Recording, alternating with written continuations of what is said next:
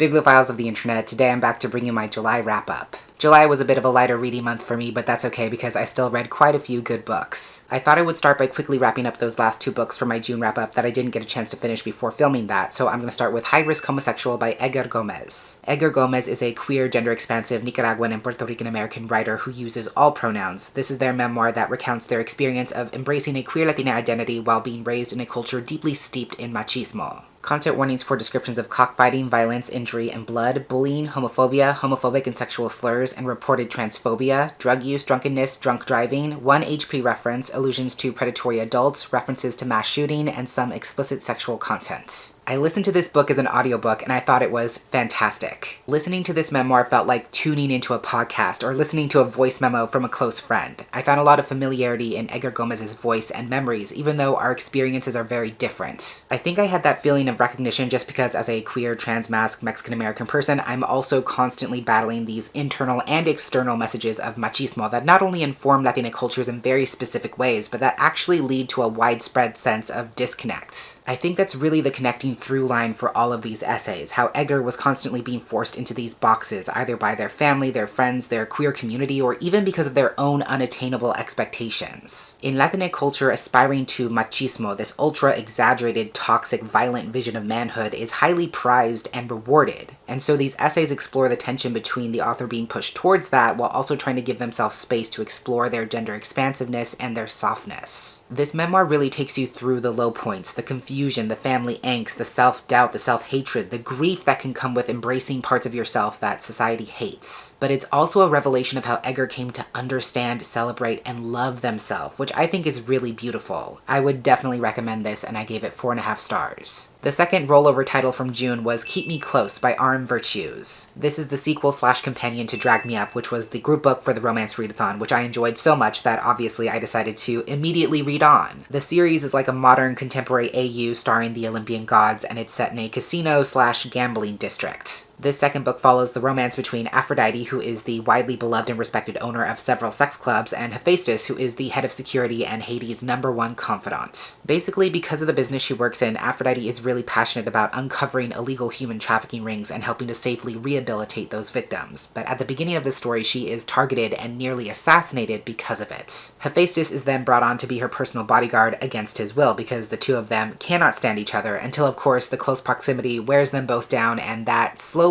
but surely changes. Content warnings for death, graphic violence, blood, and injury, non-graphic explorations of human trafficking, some experienced ableism, and graphic sexual content. In terms of representation, this is another black romance written by a queer, trans, disabled, indigenous, Afro-Latina author, and Hephaestus is also disabled himself because he experiences chronic pain and uses a mobility aid in his day-to-day life. This was another great installment in this series. I really enjoyed it. Much like the first book, it touches on some darker topics, but it's still able to maintain this sense of levity, joy, and safety within the central romance. Generally speaking, I think the trope of hate-to-love romance can sometimes be overdone, but I really appreciate how it's done in this story. These two characters are definitely at odds with each other, and they come from vastly different experiences and perspectives. I think it really works in this case because Aphrodite and Hephaestus are such stark opposites. Aphrodite is very outwardly emotional, impulsive, very action-oriented, whereas Hephaestus is much more quiet, reserved, and focused on gaining a really deep understanding of all the logistics and details before he acts. The tension between them is because they think and work in such different ways, and they can easily get frustrated with each other because they think that any action not aligned with their own perspective means that the other person doesn't care, when that may not be the case. They're an unlikely team because of that shared animosity, but they work well together, and just like the first book, there's interesting parallels in how the story uses eroticism to explore and reinforce their relationship dynamics and also larger thematic concepts. Again, like Drag Me Up, there's a lot of exploration of consensual control, domination, submission, and how that not only contrasts with the hardships the characters are unwillingly being submitted to outside of their relationship, but also allows space for them to build a sense of mutual safety, acceptance, and trust. So I enjoyed this. I will say that I do still prefer the first book to this one if I absolutely had to choose, but they're really great in their own ways, and I cannot wait to read the third and final book. I gave this 4 stars. The first book I read and finished in July was my arc of You, Me, and Our Heartstrings by my friend Melissa C., which actually just came out from Scholastic on August 2nd. This is a contemporary YA romance written by a disabled author, and it follows 2 disabled teenagers, Noah and Daisy, who both attend the same prestigious musical academy as part of the orchestra, and they're both slated to perform in the school's biggest concert of the year in one of the highly coveted duets. As they're both aspiring to attend Juilliard, this performance could make a huge difference, but their performance ends up going viral, which seems great at first, but then Daisy, who has cerebral palsy, is met with a huge onslaught of ableism online in response. As Noah is trying to understand and manage his own anxiety disorder at the same time, the two of them find themselves under a lot of stress, and they will have to see if they can still control their own public narrative. Content warnings for multiple instances of experienced ableism as well as ableist violence and slurs, and some descriptions of anxiety attacks. I think this is a really great debut romance. It's sweet, it's heartfelt, it's funny, and it's super fast-paced. I think the pace is definitely an upside for me because the story doesn't waste any time when it comes to establishing the setting, the characters, or the conflict. So like by page 2, you pretty much know exactly what's at stake. I think that's a plus because it makes more space for the story to unfold and for exploring deeper conflicts and dynamics beyond the romance. There's really a lot that these characters have to navigate at once. Not only do they want to perfect their performance and make a good impression, but then when they end up going viral and gaining all this attention in ways that are both good and bad, it makes everything more complicated. Not to mention, they're still trying to build a solid foundation for their relationship at the same time as well, which is definitely being tested as they're forced to confront internal and external ableism coming at them from all sides. I really appreciate that level of nuance in how this story is able to distinguish between the fact that it's not these characters' disabilities that they have to quote-unquote overcome, because disabilities are not something to be defeated or dismissed or overlooked, but rather it's the ableism that they have to fight against. Daisy and Noah have to have some really hard conversations about ableism surfacing in their own relationship, which is not an easy thing to name or to do, and I appreciate how the story makes space for those kinds of conversations. Beyond the relationship, I think the story sends a really strong message about how casual ableism is ingrained in every level of our society, to the point where we don't even notice, and how even the promise of new love isn't something that can shield the characters from those experiences. Ultimately, while this story does center a sweet and thoughtful romance, it's really a celebration of the characters' agency. It's about how they don't want to let other people decide who they are and what they're worth, so they're going to keep fighting to tell their own stories under their own power on their own terms. If you like stories about music, this book has that in spades. It has humor, a really endearing cast of supporting characters, and overall it's a really promising debut that's able to be hopeful but in a very measured way. I gave it 4 stars. Then after many months of rejections and practically having to engage in fisticuffs with the publisher, but thankfully there was no need because they finally granted my request, I was at last able to read an arc of The Sunbearer Trials by Aiden Thomas. This comes out on September 6th from File and Friends, and for obvious reasons, it is one of my most anticipated releases. It's basically pitched as Percy Jackson, but with a Mexican pantheon of gods meets The Hunger Games. Essentially, in the creation of this world, the creator god's souls sacrifice themselves to power the sun, and now at the beginning of each decade, the power of the sun has to be replenished so that Soul can keep traveling through the sky and protecting humans from the obsidian gods trapped in the heavens. In order for the sun to maintain its power, it requires another sacrifice from a worthy human, so every 10 years there's a competition known as the Sunbearer Trials, where the winner gets to carry light and life to all the temples in the land, and the loser becomes the sacrifice. Our main character is Theo, a young trans semidios who is a Jade, which is basically the lowest tier of god most closely related to humans, and he doesn't think he has to worry about being chosen for the trials because historically the chosen competitors are always the Golds, who are the most powerful and most elite. But of course, Soul surprises everyone by choosing 2 non-Gold semidioses to compete, Theo being one of them. Now he has no choice but to take part in these epic life and death trials with his best friend Nia and also some childhood enemies, while just hoping that he survives against the odds. Content warnings for some thematic violence, references to parental death, child death, and grief, as well as human sacrifices, and some brief allusions to child abuse. I am planning to make a separate video of some kind for this book in the near future, so I don't want to say too much, but I don't think I'm going to be shocking anyone when I say I'm prepared to make this duology my entire personality. I'm prepared to be insufferable, and I cannot tell you how much I fucking love this first book. I know when we think about death matches, kids being sacrificed for the benefit of society, we think about The Hunger Games. It's the obvious comparison. But I actually think this one's for the weebs. If you steeple your hands together and get a little bit giddy when a shonen anime starts a competition arc, this book is for you. To my Chunin Exams, Tower of Heaven, UA Sports Festival, Karasuno vs. Shiratorizawa loving peers, this one is for us. When you strip it down to its most essential parts, this is an epic competition between a dynamic group of kick-ass superpowered kids fighting to survive against the odds. So statistically, it stands to reason that I would love this. And I really did. It's exciting, it's fast-paced, the main cast of characters are really endearing and funny, it has great representation not only for queer and trans characters, but also deaf characters, it has extremely unique world building and a great magic system. It really was a joy to read from start to finish. I also like how the competition itself is cumulative cumulative rather than based on round-by-round elimination, because I think the former actually allows for higher stakes and more interesting possibilities, which I think this book definitely uses to its advantage. I think it's also really cool that the trials themselves are not solely based on power and brute strength. There's an element of strategy and outside-the-box thinking that's not only required, but rewarded, which again I think sort of opens the doors to so many more creative ideas. Again, I'm not really saying much here because I'm trying to save something for the other video, but this was once again another fresh, exciting, dynamic, rich fantasy world populated by unforgettable characters, a strong sense of culture, and featuring a childhood friends to enemies to lovers romance that is so slow burn, it's gonna take 2 books for anything to even remotely solidify. So truly, I have no complaints. I was fully invested, I suffered, I laughed, I was surprised again and again, and I cannot wait for everyone to read this one so I can finally yell about it with them. This was an easy 5 stars. Then keeping up with the trans-Latinate agenda, the next book I read was my arc of With a Vengeance by Frey This Moon, which was just published independently by the author on August 1st. Frey This Moon is obviously the author of Exodus 23, which I have yelled about on pretty much any and every platform I've been given in the past month, and I will continue to do so, as is my right. That novella is about a queer, trans, Mexican-American man falling for one of God's original creations, and this is a full-length novel about a queer, trans, non-binary Mexican-American character falling for a demon. This is a much, much darker and less forgiving story about Kai Lovato, whose estranged mother has recently passed away, and now they have to go back to their childhood home, which is a site of emotional trauma for them, in order to organize her affairs and her things. They're obviously not handling it super well, on top of already dealing with depression, dissociative episodes, feelings of not wanting to be alive, and even hearing insidious voices. So they pray for the strength to make it through this ordeal, and it's actually a demon duke who answers their prayers and puts flesh to the dark voice that's been following them all this time.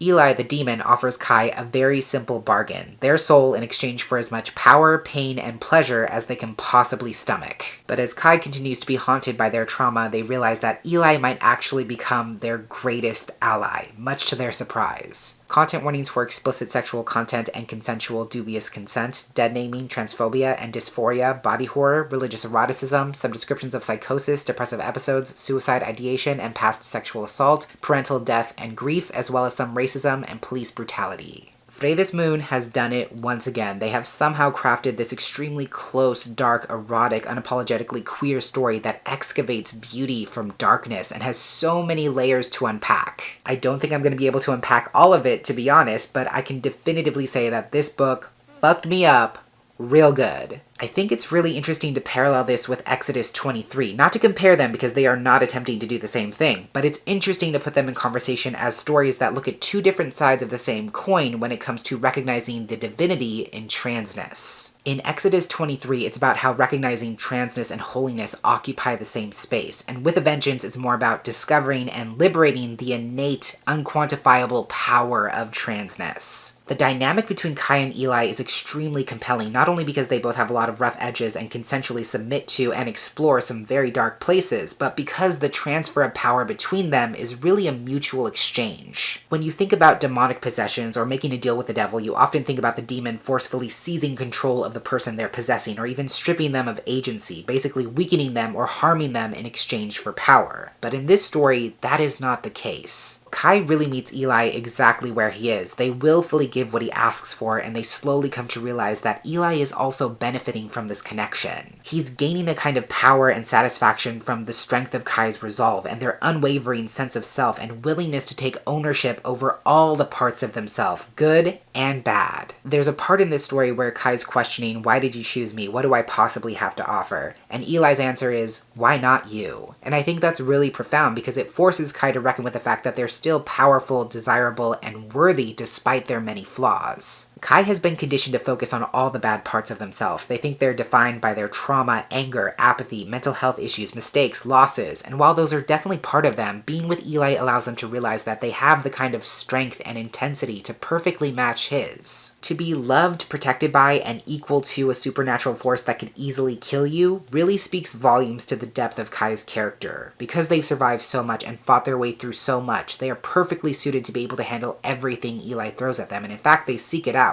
But even though there is a kind of darkness to how they interact, it's also surprisingly intimate, comforting, safe, and soft. I also have to commend this story for how it parallels mental health and possession, these two forces that are anchoring down or even trapping the character in certain ways. But there's an essential difference in how the internal pain Kai is dealing with is forced upon them, whereas the possession is a choice. Kai doesn't have a say in whether they're subjected to trauma, loss, transphobia, racism, etc., but they're choosing Eli's possession, and that reclamation of agency and being able to decide who and what can hurt them or remake them in a way that they so choose for themselves makes a huge difference. Like I said, this story is very dark. It doesn't pull any punches. It goes to some very gritty, very painful places. It doesn't make any apologies for its deeply twisted characters, and honestly, it doesn't have to in the first place, but it's also still able to be funny, cathartic, healing, and romantic. I've said it before, but I'll say it again. I will read anything Frey This Moon writes. Their prose is damn near poetry at times. Their stories and their characters resonate very deeply with me, and I love everything they're doing. I gave this 5 stars. The last July book I was able to finish was my Patreon pick for the month, and that was my arc of August Kitko and the Mechas from Space by Alex White. This recently came out from Orbit on July 12th, and I listened to the ALC from Libro FM, which was read by Hayden Bishop, who's actually non-binary, so that was a very pleasant experience. This is a queer, action-packed space opera about a prolific jazz pianist, Alex Kitko, who's living on a version of Earth which has been targeted for imminent destruction by a vicious army of giant AI robots. Humans know when the attack is coming, and Alex has been invited to play piano at one of the biggest goodbye parties on the planet along with mega rock star Ardent Violet before all of humankind is wiped out by the Vanguards. However, in a weird twist, Alex is not killed by the Vanguards, but actually saved by one of them, Grimalkin, and is chosen to become its conduit, which is basically a human pilot. Now both he and Ardent find themselves chosen to team up with these traitorous Vanguards as they try to save humans from the AI apocalypse. Content warnings for references to suicide ideation, depression, and panic attacks, some internalized ableism, instances of violence, death, mass death, graphic injury, and medical trauma, and some sexual content. I enjoyed this, but I feel like I could have enjoyed it even more than I did. On a surface level, it's engaging, humorous, action-packed, and it's a pretty solid space opera generally speaking. In fact, the tagline is, "Space opera just got louder," which I think is kind of genius. I would actually say that a decent comp title for this book is An Absolutely Remarkable Thing by Hank Green. I don't think it's a perfect comp title in terms of voice or themes, but it's pretty close. This story has a similar vibe to that one in the sense that Earth is being invaded by these very mysterious AIs who work in ways that humans fundamentally do not and cannot understand, and the main characters find themselves unwillingly taking up the mantle of being Earth's heroes while not fully being able to grasp the consequences. The characters have a similar devil-may-care attitude as April May does, but I think An Absolutely Remarkable Thing is much more philosophical and understanding of humanity on a global scale, and it has more mystery, involves online culture much more, so that's kind of where the comparison ends. I know the word mecha is in the title of this book, but I was pleasantly surprised by how much mecha piloting was in this story, which is a huge buzzword for me personally. Like, if anything even remotely approaches Pacific Rim or Voltron vibes, I will happily consume that content. I love it even more when the mecha pilots in question have no idea what they're doing and have to learn on the fly as they're battling a huge monster or a fellow mecha in real time, which is also something this story does. I also appreciate that this story is delightfully queer. One of the main characters, Ardent, is genderqueer, and I appreciate the romance that they have with Alex. That relationship is definitely a focal point of the story because it kind of represents the importance and lasting power of human connection, which is definitely something Alex needs to be reminded of, especially as someone who struggles with mental health and needs to remember why he should even care about saving the planet. I appreciate that almost contradiction in having a quote-unquote hero who struggles with motivation, with depression, with even wanting to live sometimes, and putting humanity's fate in that character's hands. But what I loved most and what I wanted to see even more of was the connection between humans and Vanguards. Magic system's not the right word for a sci-fi story, but there's a really interesting connection between the traitor Vanguards and their human conduits. All the human pilots are musicians, and it's fascinating how the story is able to connect music and technology in the sense that music is a series of complex patterns, and those patterns translate to a mental and physical link. Anyone who's musically literate knows that it's like its own language, and music essentially becomes its own language between the humans and the Vanguards in this context. And when more than one Vanguard has to work together, their pilots have to figure out how to blend their wildly different musical styles together to make one cohesive song that basically gives their Vanguards the power to fight. I think that's a really unique, memorable, interesting way of piloting mechas, and I think that deserves way more page space than it actually gets. Pacing was one of the big things that kept me from really loving this story. It starts out super epically, tensions running high of course because of the impending apocalypse, but then it kind of mellows out for way too long. There's also a lot of internalized ableism that goes relatively unchallenged, which I did not appreciate. These characters sustain some pretty serious injuries, and their bodies are even altered because of their connection to vanguards, and there's a lot of ableist self-talk that happens because of that, which doesn't add to the story in any sense. The other main thing that didn't work for me was the fact that this story is about saving humanity, saving the world, and you don't really get a sense of the bigger picture from the characters' perspectives. Even though they're doing these really epic things, it never feels like they're seriously having to contend with the larger, long-term consequences of their choices. So kind of a mixed bag with this one. I did enjoy listening to it, and when the action really kicks in, it is intense. There's some interesting character dynamics and explorations of music as a tangible force. It was good, but it could have been better. I gave it 3 stars. So those are all the books I read in July/end of June. As always, if you read any of these books yourself, or if you plan to read them at some point, feel free to stop by the comments and let me know what you think. But that's everything I have for this wrap up today. Thank you so much for watching, and until next time, educate yourself, be kind to yourself, take care of yourself, and I will catch you on the flip side of the page.